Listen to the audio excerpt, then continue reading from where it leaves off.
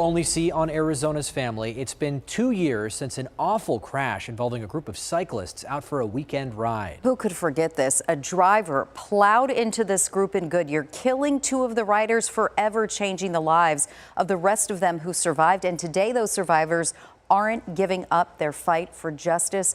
Our Arizona Family investigative reporter Amy Cutler is here. And you were the only reporter in court today where this suspect tried to get some of the charges taken away. Exactly right. The driver is facing 12 misdemeanor counts for an accident that caused serious physical injury or death. His attorney wanted 11 of those counts dismissed, saying it was a single civil traffic violation that caused the crash and that he shouldn't be charged 12 times for that. But for the cyclists involved, it was yet another hurdle. It's been more than 2 years since a group of cyclists in Goodyear were out for a weekly ride when a pickup truck plowed into them from behind. 2 people, Karen Melissa and David Kiro, were killed. 17 others injured. Clay Wells was one of them. I was struck from behind. I barely survived. I was in a coma for 10 days in the hospital. I lost 5 weeks of memory. Arizona's Family Investigates has followed Clay's recovery from his time in the hospital through physical therapy. He had to teach himself to walk again, to now finally getting back on a bike.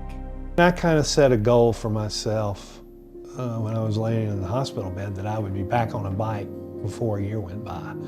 That was Clay back in February of last year. He's taken on a role he never wanted, spokesperson for the group, pushing for accountability for Pedro Quintana-Lujan, who police say is the driver who caused the crash.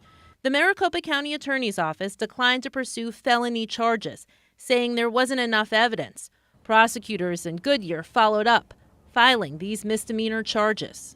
They're putting a presence with who the victims really are. It's just not names on a piece of paper. Clay, along with other cyclists injured in the crash and their families, have been in court for every hearing.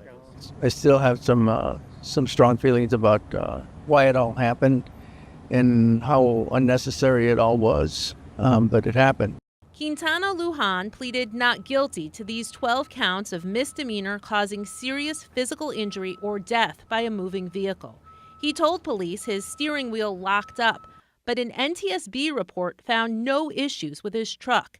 They did note Quintana-Lujan had Delta-9 THC in his system at the time, and driver fatigue caused the crash.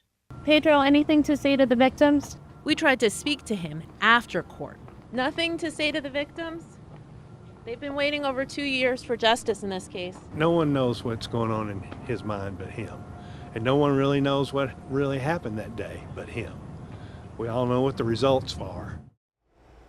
Now, the judge decided to keep all 12 charges and will now review all the evidence in the case and ultimately determine whether the driver is guilty. That's expected to come at the next court proceeding, which is scheduled for late May. These survivors say that can't come soon enough.